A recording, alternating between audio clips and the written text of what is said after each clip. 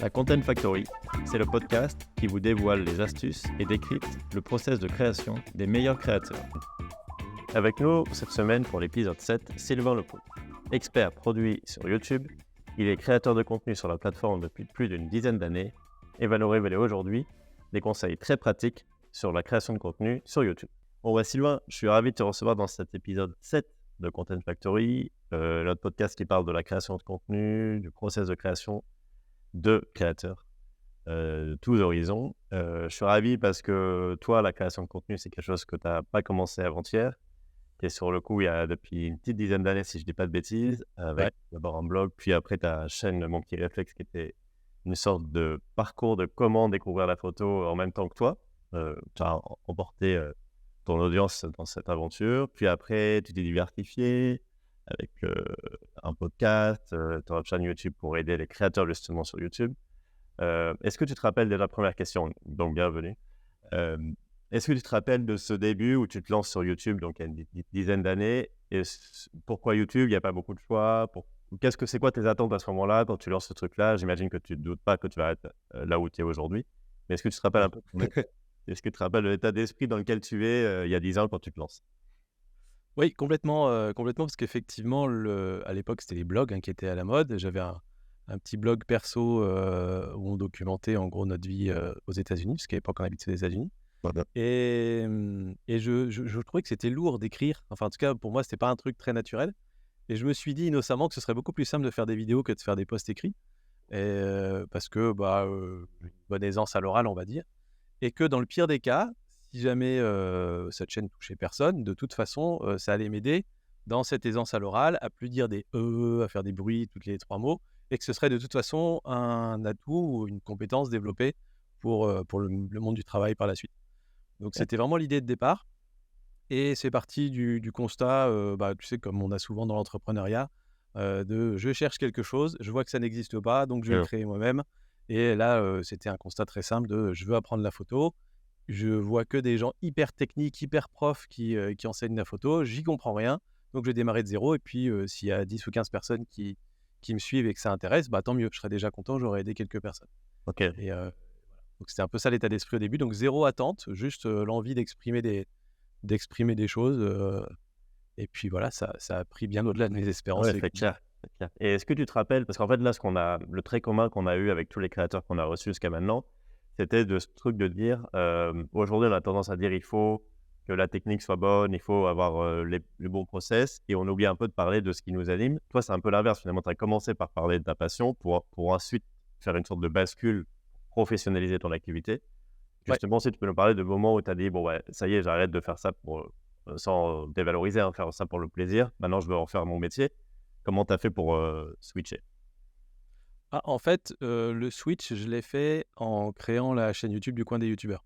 C'est-à-dire que ma chaîne photo a toujours été et toujours aujourd'hui, vraiment uniquement pour le plaisir, même s'il y a des partenariats avec des marques et quelques activités un petit peu financières à côté.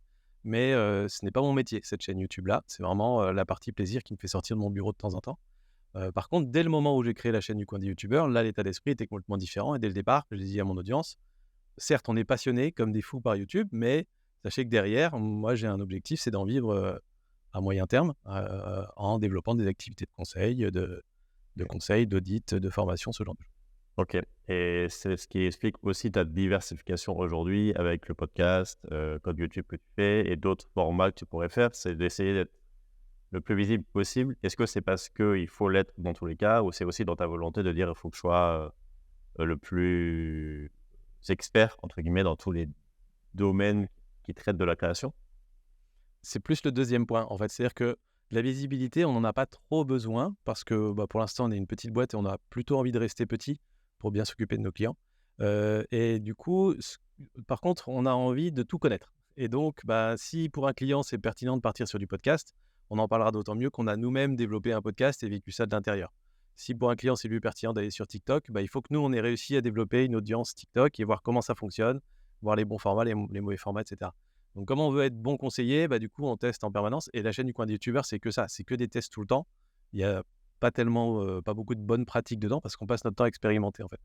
Donc voilà, on n'a aucun problème avec ça, on va dire, à à avoir une chaîne qui ressemble un peu à un espèce de fourre-tout, mais parce qu'on apprend, on apprend à chaque nouveau contenu. OK. Et dans cette partie, en fait, dans la Content Factory, qui est le nom du podcast, c'est aussi nous, globalement, comme on le voit, il y a 3 grandes étapes. La 1re étape, qui est souvent l'idéation, enfin, qui est qui est toujours l'idéation. Toi, justement, quand tu as une idée de contenu, de projet, de sujet, grâce à cette diversification, tu te poses pas vraiment la question de savoir où est-ce que je vais le mettre. Tu as toutes les cordes à ton arc déjà, ça te facilite? Ouais, on commence à arriver à ce stade-là, Ouais. effectivement. Mais, il y a pas très longtemps, c'était pas le cas, il y avait en gros que les formats de vidéos, «longues» entre guillemets, traditionnels, les fameuses 8 à 20 minutes, qui étaient le format préférentiel. Mais c'est vrai que maintenant, comme on commence à trouver le truc pour les formats courts sur YouTube et que pour les podcasts, on a aussi des sujets qui sont intéressants, ouais, tu as raison, maintenant on a effectivement, des options et c'est super agréable. Là, par exemple, il y a eu, YouTube qui a relancé, qui nous a remis une grosse pièce dans la machine pour dire que les A/B testing de miniatures vont arriver, heu, dans les prochains mois. Ça, c'est un truc qui, nous, en tant que professionnels, nous excite énormément.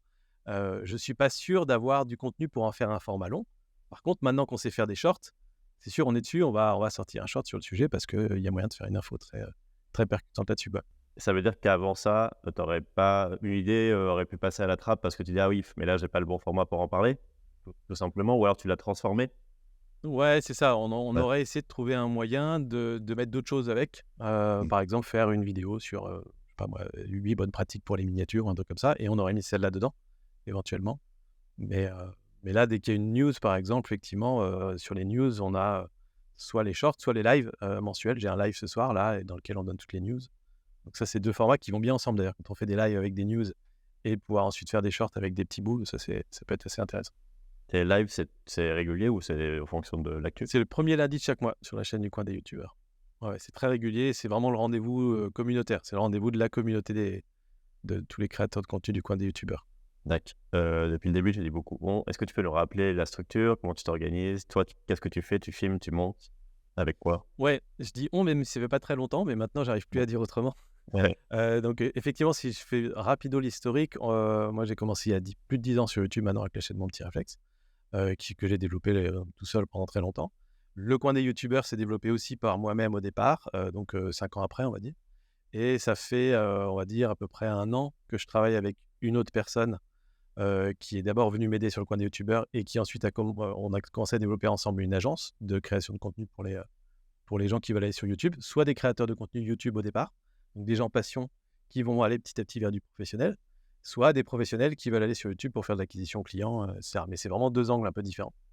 Et aujourd'hui, du coup, on en développe beaucoup cette partie-là, avec des spécialistes, des monteurs, des mini makers, des, spécialistes des analytics et cetera. Et donc aujourd'hui, on est, on va dire, une dizaine dans la boîte, dont aujourd'hui 5 à temps plein. Voilà. Et toi, tu t'occupes de ça veut dire que tu filmes parce qu'à l'époque, tu faisais tout. Toi, qu'est-ce que tu as gardé comme, compétence principale? Alors aujourd'hui, il y a la partie idéation, qui vient, quand même en très, très grande majorité de moi-même, de ma veille et tout ça.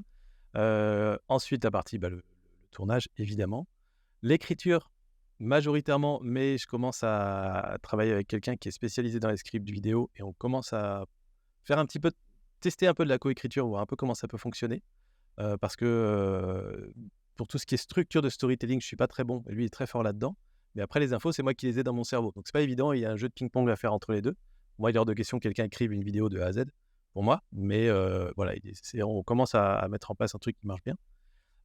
Ensuite donc le tournage, c'est moi, le montage, c'est les monteurs et les miniatures et les titres, c'est, Miniamaker mais on le fait, évidemment ensemble et ça, je valide toujours avant que ça parte. Ouais, OK. Qui veut dire qu'aujourd'hui, un peu comme la diversification que tu as de formats, pour ce qui est du matériel, tu es plus trop, limité, voire pas du tout limité pour dire: «Ah, ce format-là, j'aurais bien aimé avoir ce type de, j'en sais rien, de montage». A priori, tu as quasiment tout sous le coude, maintenant? Oui, ouais, ouais, ça Ouais, c'est confort quoi. ouais, ouais, c'est C'est très sûr, confort. c'est sûr. Ouais, donc tu as plus de limite, enfin, une idée, a priori, peut très très souvent devenir un contenu chez toi, maintenant. Ouais, voilà, après c'est mon temps qui bloque, on va dire. En général, Et c'est la partie bloquante, mais je pense que tu connais aussi. oui, ça, c'est clair que le temps, joue beaucoup dans le truc. Et du coup, comment toi, tu priorises? Tu te dis: «OK», parce qu'on y revient un tout petit peu à ce truc d'idées, c'est que tu as des idées, il y en a 10 qui prennent, des temps différents, c'est vraiment le timing qui va jouer ou la facilité du truc? Tu penses déjà à la viralité du post? Enfin, c'est quoi le critère numéro un pour dire, «Je sors celle-là plutôt qu'une autre»? Pour moi, le critère numéro un, c'est vraiment, alors soit il y a une news très importante pour les créateurs et donc c'est voilà, on la traite. Parfois d'ailleurs, comme je fais partie d'un petit programme qu'on appelle les experts produits chez YouTube. Donc chez Google, ils ont les experts produits sur plein de stuff, hein, Gmail, Google Maps et cetera. Donc moi, je fais partie de la petite team des experts produits YouTube et donc en échangeant avec les gens, de chez YouTube Europe, on a parfois des exclus de fonctionnalités qui vont arriver et donc parfois je prépare des contenus pour qu'ils sortent le jour de l'annonce, par exemple. Donc ces trucs-là, ça c'est des contenus qui passent en priorité évidemment. Et après, en général, ce qui va décider, c'est en tout cas pour moi, même si les autres de la boîte sont pas forcément d'accord, mais pour moi, ce qui va décider, c'est plutôt, le potentiel d'apprentissage. C'est-à-dire que là, ces derniers temps, j'étais extrêmement motivé pour faire des shorts. Je sais que les shorts, donc les YouTube shorts et formats courts, verticaux, je sais que c'est pas des formats qui vont forcément m'amener l'audience qui va devenir cliente chez moi après, mais c'est, quelque chose qu'on doit apprendre pour pouvoir être meilleur pour nos clients et donc du coup, voilà, comme il y a une grosse marge d'apprentissage, je veux en faire plein, je veux essayer de comprendre pourquoi ça marche pas, pourquoi ça marche et voilà, donc c'est plutôt la partie apprentissage qui me motive à sortir des contenus aujourd'hui. Ah ouais, OK, donc ça il y a vraiment ce truc de ouais, le contenu peut ne pas forcément marcher, mais tu vas essayer de comprendre pourquoi il a pas marché ou pourquoi il a Ouais, marché. Tu es dans ce ouais. truc-là? OK. Bah, tu vois, par exemple, la dernière vidéo qu'on a faite sur Villebrequin avec le coin des youtubeurs, elle était dans les toutes dernières de la chaîne, pendant les premières 48 heures. Hem et donc les autres, qui ont bossé dessus comme des fous, le monteur et cetera, ils paniquaient en se disant: «Oh là là, pourquoi ça marche pas?» et moi je voyais les stats et je me disais: «Mais non, mais ça va bien, les stats sont super, le taux de clic a jamais été aussi bon, les rétentions est super bonne, donc vous inquiétez pas, on va changer deux trois petits trucs et ça va prendre» et après du coup ça a décollé un petit peu dans la recherche, puis ça a décollé en page d'accueil et puis maintenant la vidéo elle est repassée, numéro un et elle marche bien. Donc voilà, numéro un de ma chaîne et surtout pour moi, comme les stats étaient bonnes, je sais d'expérience que sur YouTube, on peut avoir des vidéos qui ont des très bonnes stats, mais qui ne décollent pas. Mais pour moi, ça validait le format. C'est-à-dire, on a expérimenté une nouvelle chose, une écriture avec quelqu'un de l'extérieur, un montage où on a vachement travaillé le truc et tout ça. Et donc, tout ce que je voulais voir, c'était est-ce que la rétention est bien supérieure à d'habitude? Est-ce que le taux de clic est bon? C'est validé, c'est validé. Donc après, c'est pas grave si celle-là marche pas, la prochaine marchera ou celle d'après marchera. Mais ça validait le format et les efforts qu'on avait faits. Et voilà, donc pour moi, c'était, je m'en fichais en fait qu'elle fasse pas beaucoup de vues finalement. Oui, oui, bah, c'est un super conseil ça, c'est-à-dire, si vous avez deux trois points à regarder que tu viens de citer, que ça soit rétention ou taux de clic, pas de panique, si c'est pas celle-là, ça sera une autre ou la Ouais. suivante. Et est-ce que tu peux nous révéler là, ce que tu viens de dire, tu as modifié deux trois trucs, c'était vraiment des choses mineures, tu as changé genre la miniature, un peu le titre, c'est ce genre de même d'éléments? Ouais? Ouais, miniature et titre, on les a changés plusieurs fois. OK. En fait, dès le moment où on a vu que ça commençait à performer un petit peu dans la recherche, c'est-à-dire que des gens qui tapaient Villebrequin sur YouTube, étaient intéressés pour cliquer sur cette vidéo, on est allé dans ce sens-là à fond en modifiant la miniature, en prenant une miniature beaucoup plus, comment dire? Beaucoup plus évidente. C'est-à-dire que quand tu tapes Villebrequin, tu veux voir leur tête, tu veux voir quelque chose qui flatte Villebrequin et pas quelque chose qui joue plutôt sur de l'antinomie, tu vois? Donc il y a des mécaniques comme ça qui marchent mieux en page d'accueil YouTube et d'autres qui marchent mieux en recherche et le titre, de la même manière, on a fait quelque chose d'un peu plus descriptif et un peu moins, qui va un peu moins titiller une curiosité, on va dire et donc le but de ça, c'était que ça marche encore mieux dans la recherche pour que YouTube associe que les gens qui sont intéressés par Villebrequin cliquent sur cette vidéo et qu'ensuite YouTube se dise: «Donc ces gens, on peut leur recommander en page d'accueil», ce qui est en train de se passer maintenant. Donc voilà, il y a un petit parcours comme ça, on va dire que c'est de la science d'ajustement, que moi j'aime beaucoup faire ce genre de petites choses-là, mais C'est voilà. surtout qu'il y a ce truc un peu d'une légende urbaine de dire, bah, tu lances ta vidéo, et après bon, bah, tu croises les doigts. Bon, bien sûr, il y a une grosse partie de diffusion comme le disait Caroline Mignot là, dans l'épisode précédent qu'elle, elle considère que c'est vraiment la loi de Pareto, 20 de création, 80 de vente de diffusion. Mais il y a aussi ce truc de légende urbaine, il revient, faut surtout pas toucher la vidéo une fois qu'elle est faite, le titre, le modifier, la miniature parce qu'on a l'impression que ça va casser, YouTube va pas aimer le fait qu'on casse. Toi, j'ai dit l'inverse. Non, Et il y a ouais. aucun problème et même, nous on a expérimenté pour des clients à ce qu'on appelle les optimisations, c'est-à-dire qu'on a refait des miniatures et des titres d'anciennes vidéos d'il y a 2 ans, 3 ans, dont certaines, continuaient de driver beaucoup de trafic, donc il y avait beaucoup à «perdre» entre guillemets et ce qu'on a constaté, c'est que, bon déjà 95 du temps, les nouvelles miniatures marchaient mieux et donc ça a augmenté la performance des vidéos et il y a eu un cas où, notre nouvelle miniature marchait beaucoup moins bien. Ça a craché les vues très rapidement sur la vidéo On a remis l'ancienne miniature et l'ancien titre et en 24 heures, c'était reparti exactement dans les mêmes stats qu'avant. Donc c'était très rassurant si tu veux sur le côté, on va pas casser l'algo, c'est pas grave quoi. Et j'avais eu à quelqu'un aussi que je connaissais, un ami qui lui avait eu une vidéo qui s'était faite, supprimer par rapport à une réclamation. Enfin bref, sa vidéo était supprimée. Il s'est battu pour pouvoir la remettre sur YouTube, enfin la réactiver, 2 mois après et 2 mois après, c'est reparti exactement sur les mêmes stats qu'avant. Donc il y a vraiment pas de crainte à avoir. On peut toucher à des anciennes vidéos, mais il faut comprendre Oui, c'est pourquoi ça. ça Alors marche, là, pourquoi ça là, marche toi, pas. a priori, tu sais qu'est-ce qu'il faut toucher, mais pour quelqu'un qui se lance, il faut d'abord essayer de dire, bon, ok, je change le titre, voyons voir si ça fait quelque chose, la miniature, qu'est-ce que je peux changer, la description peut-être un tout petit peu, pas des, A priori non. A pas des priori, masses. la On est vraiment description, sur les... n'a vraiment très, très peu d'importance. Les tags aussi, c'est pas la peine. Heu, voilà, YouTube aussi, aujourd'hui, décrypte exactement tout ce qu'on dit dans la vidéo.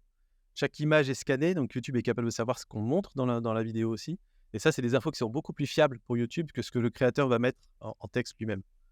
Donc, dans la description et tout ça, non. Le titre, oui, le titre, c'est important. Ouais, bien sûr, bien sûr. Donc, ok, 2 éléments clés. Est-ce que taux de clic, toi, tu as un taux de clic enfin, pas à recommander, mais un truc qui tu dis, oui, là, c'est pas trop mal dans votre taux de clic. Et pareil, dans la rétention, je sais qu'on en avait déjà parlé ensemble, mais on peut en parler Ouais. de manière publique. Alors, on va commencer par le plus simple, la rétention. Ouais. Donc la rétention, c'est le pourcentage moyen de la vidéo qui est regardée. Évidemment, ça dépend de la longueur du contenu, mais le chiffre à retenir, c'est essayer de viser à peu près 50 de rétention pour une vidéo de 10 minutes. Et donc, bah, vous faites un peu des calculs, mais s'il y a une vidéo de 6, 7, 8 minutes, bah, on va plutôt viser 60-65 de rétention. Une vidéo de 15 minutes, on va viser 45, 20 minutes, on va viser 40. Enfin, voilà, c'est à peu près ce type de stats-là, à côté desquels il faut essayer de se poser pour des chaînes, éducation, on va dire. Le taux de clic, c'est beaucoup plus compliqué parce que c'est très dépendant de la source de visionnage. C'est-à-dire qu'un taux de clic en recherche, un bon taux de clic en recherche, ça va être autour de 9-10. Mais ça veut dire que si vous avez 6 de taux de clic en recherche, c'est pas très bon et YouTube va baisser votre classement. Mais à l'inverse, si on a 6 de taux de clic, en suggestion, par exemple, je crois que j'ai jamais vu 6 de taux de clic en suggestion. Ce serait énorme, monstrueux. En suggestion, si on a 3 de taux de clic, c'est déjà très bien. Et donc si tu as une vidéo qui est énormément suggérée à côté d'une autre, qui fait peut-être, 200 000 vues par mois, elle a peut-être 2,5 de taux de clic. Mais pourtant, c'est excellent, la miniature est très bonne. Et tu peux en avoir une autre qui est, bien répertoriée sur une expression de recherche très précise, qui fait 10 vues par mois et qui a 12 de taux de clic. Et pour autant, bah, c'est peut-être pas un bon titre miniature pour amener du monde. Donc c'est super dur de donner un chiffre comme ça. Voilà, je peux pas, c'est très variable selon les sources de visionnage, selon le nombre d'impressions aussi, le nombre de fois où YouTube montre, la vidéo. Donc ouais, c'est pas évident. Donc j'ai plein de cas précis, mais je pense qu'on va Non, non, pas mais là, tu as déjà que bien tout dérouler. expliqué. Non, non, mais tu as bien expliqué déjà ce qu'il faut regarder, ce qu'il faut pas regarder. C'est intéressant. Hem et un truc aussi, comment donc là, tu arrives à bien optimiser quand ça fonctionne pas, a priori. Quand ça fonctionne, est-ce que tu es de la politique de dire: «On touche à rien, on s'en sert comme, un peu, référence pour le prochain» ou il y a toujours besoin d'optimiser, même quand ça fonctionne? Quand ça fonctionne juste après la sortie, en général, on touche à rien. Parce que dès le moment où YouTube a trouvé une audience, bah, laissons YouTube faire et laissons-lui, montrer un maximum de gens. Par contre, après, au moment où ça commence à retomber, se souffler, là, on peut retester d'autres trucs, ouais. Mais au début, non. Une petite technique que je peux donner, une petite astuce pour ceux qui investissent beaucoup dans leur contenu, et qui se font souvent, qui peuvent se faire accompagner par des mini makers, par exemple. Pour certains contenus, ça peut être super intéressant d'avoir un combo titre miniature pour la communauté, pour les premiers jours, et d'en avoir un autre une fois que la communauté est passée, pour des inconnus, des gens qui ne connaissent pas la chaîne, qui pourraient tomber dessus sur le moteur de recherche ou en page d'accueil. Et donc, il y a des chaînes qui ont déjà préparé les 2 combos à l'avance et ils programment que 7 jours après, hop, on switch, on passe à l'autre. Donc ça, c'est un truc qui Ouais, peut être intéressant. une stratégie de titre, stratégie de C'est ça. diffusion. OK. Est-ce que toi, tu as pas ce truc parfois de double, casquette? Parce que tu es à la fois, bah, forcément coach, enfin, j'aime pas ce mot, pas tu bon, tu vois ce que je veux dire, quoi? En gros, Ouais, tu ou conseilles consultant ou comme tu veux, ouais. consultant, ouais, pardon, consultant et en plus, tu as un pied chez YouTube qui te donne eux-mêmes, quelques insides et toi, tu fais du contenu, donc tu as ce truc de dire: «Ah mais je sais que là, c'est le genre de vidéo, il faudrait que je fasse une intro de ce genre, mais bon, j'aime pas trop ça». Comment tu fais pour gérer ce truc de je sais que c'est ça la guideline de globalement le contenu, mais moi, c'est mon envie. Tu arrives à associer les 2? Enfin, en tout cas, bon. à Oui, en courte fait, durée? un bon moyen de faire ça, c'est, déjà de se mettre des barrières sur ce qu'on considère, comme étant, acceptable ou pas, Mais sur notre chaîne. Il y a pas, il y a pas de raison de faire tout pour les vues. C'est-à-dire que là, récemment, j'ai fait l'audit d'une chaîne à 2 millions d'abonnés qui est vraiment sur du très grand public. Et d'ailleurs, les taux de clics de référence qu'il a, n'ont rien à voir avec ceux dont on a parlé avant. Ils sont bien supérieurs à ça. Mais il est obligé, du coup, de pousser toujours plus loin dans la partie provocation, dans la partie clash et cetera pour que ça fonctionne. Et c'est OK parce que lui, il trouve ça bien et que surtout ça l'amène ça c'est une bonne excuse pour amener les gens à s'intéresser au sujet de fond qu'il veut aborder derrière.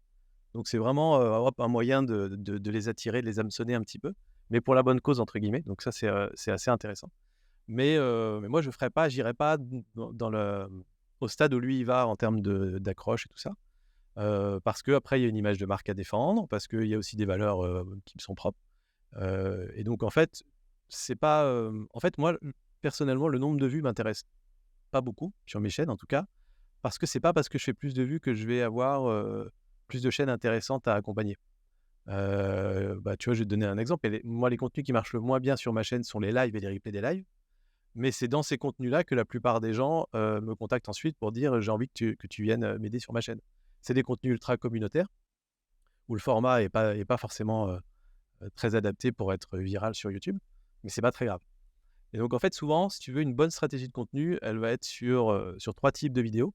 Donc les vidéos que je vais appeler des vidéos découvertes. Les vidéos découvertes, le but, c'est qu'elles puissent être découvertes par une nouvelle audience, qui ne te connaît pas. Donc ça va être les vidéos où on va essayer de créer de la viralité dessus. La vidéo Vilebrequin, c'est typiquement une vidéo découverte. On parle à un grand public et après, petit à petit, dans le contenu, on les amène à comprendre qu'en fait, c'est une chaîne un peu technique qui parle de stratégie YouTube et cetera. Après, il y a les vidéos communautaires, donc comme les lives ou comme des vidéos, pour le coup, un peu plus techniques. Si je fais une vidéo sur les miniatures, ça ne parlera qu'à des créateurs de contenu YouTube. Donc c'est communautaire. Et après, il y a les vidéos de vente, où là, en fait, dans le but n'est pas de faire une vidéo pour dire: «Hey, j'ai un nouveau produit, je vais le vendre» et cetera. Mais c'est plutôt une vidéo qui va généralement aller plutôt vers la recherche, viser la recherche YouTube. Et le but, c'est d'expliquer, enfin de répondre à une problématique, d'être, vraiment très direct sur la solution et ensuite de dire: les gens qui ont ce type de problème, généralement, ont aussi tel, tel, tel problème. Si ça vous intéresse, prenez un call avec moi. Si ça vous intéresse, allez sur notre site web. Si ça vous intéresse, laissez votre mail, et cetera. Et donc là, l'appel à l'action à la fin, il est direct, c'est: je veux, un contact avec vous, un point de contact pour pouvoir ensuite, vendre des trucs. Donc voilà, c'est 3 types de contenus, on va dire. Et les contenus communautaires et les contenus de vente ne sont pas faits pour devenir viraux. Et donc dans ces contenus-là, on peut tout à fait être, enfin moins jouer le jeu de YouTube entre guillemets. Oui, bien sûr, oui, ça et en plus, ça relativise ton attente. Tu sais qu'une fois que toi, tu as fait le contenu comme il fallait le faire, entre guillemets, et a priori, tu sais comment les faire, bon, bah, tu es satisfait et c'est que du bonus si le truc devient un peu plus «viral», entre guillemets, mais C'est ça. c'est pas l'objectif numéro 1. Ouais, c'est important de rappeler que les objectifs des vidéos ne sont pas que des vues et qu'il y a des vidéos qui font, 300 vues, mais c'est pas grave si c'est dès le début très clair comme objectif. Pour du recyclage, toi, tu recycles beaucoup tes contenus en repurpose, en gros, en bon anglais. Pareil, est-ce que c'est dans une idée de dire, je teste des formats où il y a aussi, comme tu l'as dit, plutôt des objectifs d'être visible à d'autres endroits? Justement, une vidéo qui apporte une solution, il faut aussi qu'elle soit sur toutes les autres plateformes et particulièrement en short et en format court? Alors, j'ai pas le sentiment de beaucoup recycler mes contenus. Le seul cas où on le fait, c'est sur les formats courts parce que pour le coup, un format court qui marche bien sur TikTok a toutes les chances de bien marcher aussi sur Instagram et sur YouTube. Donc on aurait tort de pas le faire. Mais c'est un peu l'exception en fait, on va dire, de, ces formats-là. Mais après, que ce soit les lives, les vidéos et cetera, je recycle assez peu.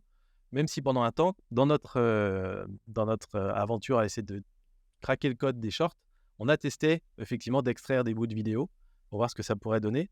On a testé plein de choses différentes et c'est très, très dur aujourd'hui quand même, je trouve, de faire marcher des extraits de vidéos en format court. Ça marchait bien il y a quelques années quand ça démarrait et qu'il y avait pas beaucoup de contenu, mais là, on a un peu laissé tomber cette idée-là. Hem, mais on a quand même des clients pour qui on le fait parce qu'ils ont besoin juste de montrer une présence sur tous les réseaux et pour eux, peu importe d'être viral ou pas, ils ont besoin d'avoir du contenu pour nourrir une page LinkedIn, pour nourrir, un Instagram. Et donc dans ce cas-là, des petits extraits, c'est toujours mieux que rien. C'est bien habillé, il y a des sous-titres et cetera. C'est pas mal et ça leur suffit. Donc voilà, ça peut se faire quand même. Ça rejoint ce que tu disais tout à l'heure, c'est-à-dire que chaque canal a un peu son objectif, sa stratégie et donc autant avoir un contenu propre et original selon l'objectif et l'idée que tu as eue. Ouais. C'est sûr. Tu vas pas y échapper. Comment tu l'IA là-dedans, est-ce que ça t'aide? Est-ce que la génération de contenu, comment voilà, en gros, tu as compris l'idée. Comment Ouais. comment tu l'appréhendes ça? Bah, l'IA, on s'est plongé dedans, tête baissée, j'ai envie de dire, et en fait, ça nous aide beaucoup, pour vaincre le syndrome de la page blanche. C'est-à-dire que ce soit pour, trouver des idées, pour commencer un début de script, pour, même parfois des idées de visuels de miniatures. On a créé des process autour de l'IA, et c'est des process, en fait, qui mixent l'IA et l'intelligence collective. Donc en fait, c'est la chance qu'on soit plusieurs dans la boîte aussi, mais on a des process où au point de départ, on a, la culture, on va dire prenons l'exemple de notre media maker. Elle, pour les titres et pour les miniatures, elle a sa culture évidemment, elle a ses méthodes à la main, j'ai envie de dire, pour trouver des idées, créatives pour mettre en avant et donner envie aux gens de cliquer. Donc elle va d'abord mettre ça en place. Ensuite, ces idées-là, on va les intégrer dans un chat GPT avec différents prompts, etc., qui va du coup nous faire x10 en termes de suggestions de contenu, d'idées, etc. Et de là, on va venir piocher, elle va venir piocher celle qui lui semble le plus prometteuse. Et après ça, nous, on a des outils qui nous permettent de voter en interne sur celles qui nous paraissent les plus pertinentes, y compris les gens qui n'ont aucune idée de ce qu'est ce contenu, en fait. Donc en fait, nous, on simule un peu comme si on était des inconnus qui tombaient là-dessus, et on se dit, bah moi, je vais plus cliquer là-dessus, etc. Donc en fait, on fait vraiment un mix de tout ça. Mais c'est vrai que l'IA, et notamment ChatGPT qu'on utilise beaucoup, a permis d'accélérer énormément la partie qui est la plus consommatrice d'énergie, j'ai envie de dire, du cerveau, qui est par exemple de se dire: «Bon, là, j'ai mis ce mot-là, mais je sens qu'il y a un autre mot qui est mieux, mais j'arrive pas à le trouver, j'arrive pas à mettre le doigt dessus», et cetera. Là, on balance le truc, il nous met plein de suggestions et après, l'humain va venir sélectionner, on va dire. Mais voilà, donc c'est jamais l'IA qui a le dernier mot chez nous, mais on l'utilise vraiment comme un compagnon, qui très productif, Ouais, très ça, efficace. c'est sûr. Oui, bah, ça a l'air d'être le process qui est un peu le plus intelligent entre nous en ce moment, j'ai envie de dire, c'est humain, IA, humain, quoi. Il y a vraiment Ouais, tu c'est viens ça, faire le c'est lien avec exactement ça, pour qu'ils viennent t'aider. C'est un salarié de plus fois 100. Salarié très, très productif, je viens de le dire. c'est ça, ouais. Et alors demain, Sylvain, quel est ton avenir? Qu'est-ce que tu envisages? Pas toi personnellement, hein, tu l'entends. Alors quoique, c'est aussi personnellement, mais je te parlais pas de ta vie personnelle. Toi, non, je voulais dire plutôt la chaîne, la création. Comment tu imagines la création pour toi, pour la chaîne? Tr Très bonne question, ouais, très bonne question. Bah, déjà, se remettre à créer plus, parce que là, il y a eu, on va dire, 6 mois, 1 an où il y a eu peu de création de contenu, que ce soit sur la chaîne photo ou sur la chaîne, du Coin des youtubeurs, parce qu'on était en train de démarrer cette boîte et de la structurer. Là, ça y est, on a fini un peu la structuration, les process sont bien en place, chacun sait ce qu'il a à faire, on a des outils qui marchent très bien, donc ça fait vraiment plaisir. Et là, on est prêt du coup à accueillir plus de clients, donc c'est très, très cool. Et donc j'ai pu me remettre à faire de la création de contenu et notamment tu as pu le voir sur le Coin des youtubeurs, la difficulté, c'est qu'on est sur des contenus toujours plus ambitieux parce qu'on a un but très particulier avec cette chaîne, c'est qu'on veut aller chercher des créateurs de plus en plus gros. Et donc en fait, au démarrage de la chaîne, moi je me suis jamais trop adressé aux tout débutants, mais au démarrage de la chaîne, on va dire, je touchais des créateurs de contenu qui avaient entre, 1 000 et 20 000 abonnés, et après c'est assez vite passé sur du 20 000 à 100 000. Aujourd'hui, on va dire que je touche plutôt des créateurs qui ont entre 50 000 et 500 000, avec parfois des exceptions comme ce créateur à 2 millions qui me disait qu'il suivait le Coin de YouTube depuis très longtemps. Mais voilà, on veut aller chercher ces top créateurs, pour leur dire: «Voilà ce qu'on peut vous apporter», et pour ça, on n'a pas le choix que de faire des excellents contenus qui parlent d'eux, et c'est aussi pour ça qu'on commence à embrayer un peu sur cette stratégie autour des gros créateurs de contenu, tout ça. Et pourquoi on continue de s'entêter avec les créateurs? Parce que finalement, de l'autre côté, on a des entrepreneurs, qu'on va chasser sur LinkedIn, ou avec notre podcast Code YouTube, et les entrepreneurs, c'est vachement, entre guillemets, «plus simple à convaincre». Ils sont beaucoup moins exigeants, ils reconnaissent plus la valeur, financière, on va dire, du service qu'on peut rendre que des créateurs de contenu qui ont tout construit par eux-mêmes au départ. Mais le niveau d'excitation est pas le même, si tu veux. Et nous, on aime bien un peu les 2. On aime bien accompagner des créateurs et les aider vraiment à se développer, enfin des entrepreneurs. Mais de l'autre côté, aller travailler sur une chaîne à à 1 million d'abonnés, de quelqu'un qui a développé son truc avec passion, qui a une super communauté derrière, et cetera, c'est aussi un challenge qui nous plaît bien et ça nous permet de faire progresser les 2 ensemble, en fait. Et donc voilà, l'idée c'est ça. Donc en gros, côté créateur, d'aller vers des créateurs de plus en plus, on va dire qui ont une équipe derrière et tout ça. Et côté entrepreneur, on n'a jamais déjà été tellement sur des entrepreneurs individuels, et on va l'être de moins en moins, mais aller vraiment vers les leaders d'opinion.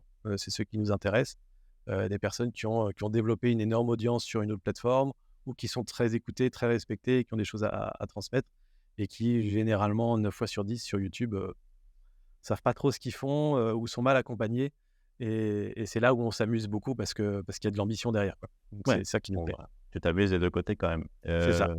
Les gros créateurs, qu'est-ce qui juste je finis avec ça. Tu viens de le dire, les gros créateurs qui ont réussi par, eux-mêmes, par passion, à arriver à à en vivre et avoir des chiffres intéressants. En général, même si je ne sais pas si tu peux faire une généralité, mais qu'est-ce qui leur manque? C'est parce qu'ils ont été trop la tête dedans et qu'ils se disent: «Ah bah, ça fait 5 ans que je fais ça et maintenant je sais plus trop quels sont les» c'est ça, en général, quels sont les usages? Ouais, en fait, il y a plusieurs cas quand même parmi les gros créateurs. Il y en a certains qui sont, vraiment constitués comme des vraies entreprises et qui se disent: «Nous, tout ce qu'on veut, c'est, aller toujours plus loin, optimiser nos process» et cetera et donc eux, ils sont en recherche de petites optimisations. Ils vont dire: «Fais-moi comment tu m'aides à gagner 2 de performance au global?» Et donc là, on va aller chercher très, très loin dans les analytics. On va aller tester des petites modifications de certaines choses pour vraiment faire, voilà, optimiser et améliorer, prendre ces 2-3 qui pour eux sont déjà rentables. Et après, on en a d'autres, qui eux sont, on va dire, arrivent au bout d'un cycle. Il y a des créateurs qui n'ont jamais eu besoin de se réinventer et qui sont sur la plateforme peut-être depuis 5, 6, 7 ans, qui ont connu beaucoup de succès sans jamais vraiment essayer de comprendre pourquoi ils avaient eu ce succès et du coup, ils commencent à avoir des performances qui stagnent ou qui diminuent un peu et qui commencent à se dire: «Bon là, il va falloir que je fasse quelque chose, il faut que je change quelque chose. Je ne sais pas par où commencer, je ne sais pas quoi faire» et ils ont besoin d'un œil extérieur à ce moment-là. OK, très clair. Sylvain, merci beaucoup. J'étais persuadé que cette intervention allait être, très intéressante parce que je sais que tu maîtrises ton sujet et je pense que ça va aider pas mal de personnes, surtout sur les aspects vraiment très, pratiques, quoi. Pas juste de dire: «Bah, faites du contenu ou à un moment ça va aller». C'était un peu plus précis que ça. Est-ce que tu peux nous rappeler pour conclure où est-ce que tu es? Où est-ce qu'on te retrouve? Partout, toutes tes plateformes, les lives, on l'a dit, mais on le rappelle tous les lundis. Bah, je te laisse te faire un résumé, carte de visite, finale. Ouais, alors peut-être pas dire toutes les plateformes parce qu'il y en a Non, mais beaucoup, mais effectivement, la chaîne YouTube Le Coin des Youtubeurs si vous voulez, avoir le côté créateur de contenu. Le podcast Code YouTube si vous voulez avoir plutôt le côté entrepreneur, pour développer son audience, qui est présent sur les plateformes de podcast et sur YouTube aussi. Et puis sinon, si vous voulez qu'on rentre en contact sur LinkedIn, c'est ce qu'il y a de plus simple, Sylvain Lepoutre, sur LinkedIn et puis voilà après, chaîne photo et tout ça, on va pas besoin de tout détailler parce que là on était plus là pour parler en tant que ouais, créateur, quoi. bon, on te retrouvera parce que de toute façon on te retrouve souvent, C'est c'est ça. sûr, c'est sûr. OK, trop bien. Bah, parfait. Nous on se retrouve la semaine prochaine avec un nouveau créateur. Allez, on conclut comme toujours avec un petit résumé de ce que vient de nous dire Sylvain en 3 points. En premier, les 2 métriques les plus importantes à regarder une fois qu'une vidéo YouTube est publiée. Le taux de clic de la vidéo et ensuite la rétention. Quand ces 2 métriques sont bonnes, il y a de fortes chances que la vidéo fonctionne. En 2, pour optimiser cette vidéo, justement, si les 2 premières métriques ne sont pas excellentes, il y a la possibilité de changer le titre, changer la miniature, changer les 2 en même temps, faire des tests jusqu'à ce qu'on récupère des chiffres performants sur cette vidéo. Et enfin, en 3, plutôt que de faire du contenu en quantité, mais ne pas l'adapter forcément à la plateforme, se concentrer sur les canaux où on est le plus à l'aise, faire du contenu original par plateforme pour pouvoir apporter un maximum de valeur à chaque contenu.